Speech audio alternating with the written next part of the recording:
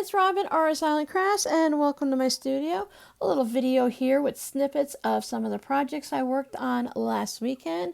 These are the hourglass blocks or the quarter square triangles that I used for the scraps left over from flying geese projects and other stitch and flips. And this is where I just set a timer for, I think this time I did it for 20 or 30 minutes, and I just worked on as many as I could, trimming them up.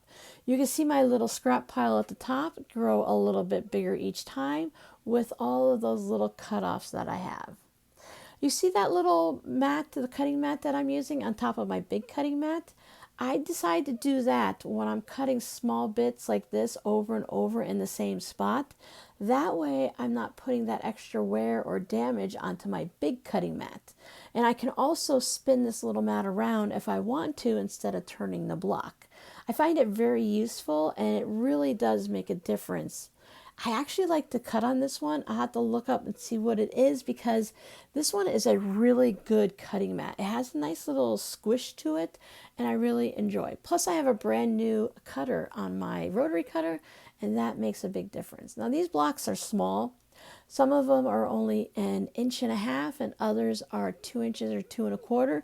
These are all the little guys, but they are going to be fun to sew with other flying geese and other random bits into a fun quilt for my room.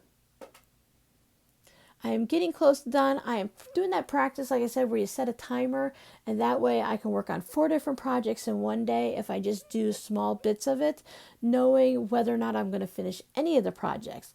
Because I could just sit here and cut these up and trim them down the size for most of the day until I finished the entire Ziploc baggie. So I did put those away for later, and when I finished all my other projects that I was working on, I came back and trimmed those up at the end of the day when I had like 5 or 10 minutes left. Until then, these are going to go into a storage container, and when I get more, I'll save those and turn them into something fun. Now this time I am moving the Hallmark movie out of the way. I always have something going on my tablet while I'm working in my space here. I'm going to be marking my little quilt pillow top here. This is a quilted pillow top. I'm using a Hera marker that just puts like a dent, a mark, a pressed in line onto the quilt fabric. I find this works really well. There's no ink involved. I don't have to worry about anything getting permanently put on, or with the friction pen getting it out or having it come back in cold weather or anything crazy like that. So this just puts like a little crease like in it that comes out with a steamy iron. Put my marks 1 inch apart, starting in the center and working way out to the point. Then I flip it around and I start in the center and I work my way to the next point. And that just gives me that nice straight line to use as a guideline. On my serpentine stitch, even though it's wavy, I can still line my center of my foot up on my sewing machine, that little line in the center to follow down there, and it keeps it so everything looks really nice and well spaced. I do this whether I'm doing straight lines or serpentine. I do it if I need 35 lines or if I just need 3 lines. It just really helps me because I tend to sew really wonky and it just keeps me semi-even. It doesn't have to be perfect. I don't mind it being a little wonky, but it's a lot better than if I do it all on my own.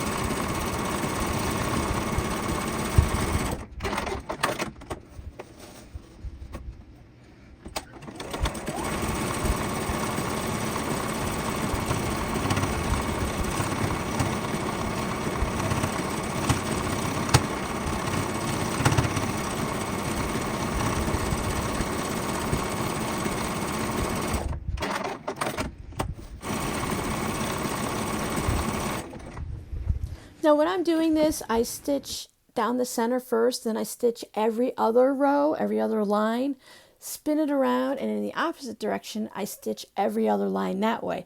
So that way it's alternating. Some people say do every row and don't alternate it. Some people say alternate every row. This just seems to work with me.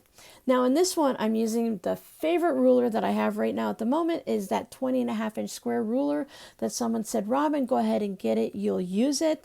And they are absolutely right. I use it so many times on all of these different pillows and minis. This one's being trimmed down to 16.5 inches. Can I do it with my straight ruler? Of course I can. But this way I know I'm getting 2 long sides in one shot and it's going to come out square the first time. Doesn't always work on the first time when I'm trying to square up a quilt, but for these little minis it works great. Now here is the pillow backing. I've already stitched the little 1-inch folded over hems there on the inside, and I'm just trying to line everything up. I don't know why I was trying to make everything perfect. It's going to be covering a pillow. Nobody's going to see if it's like 1/8 of an inch off somewhere. It's going to be in the seam allowance. I'll put little clips all the way around it, and then I'll take it to the sewing machine and stitch it up. Thanks so much for hanging out with me. Bye.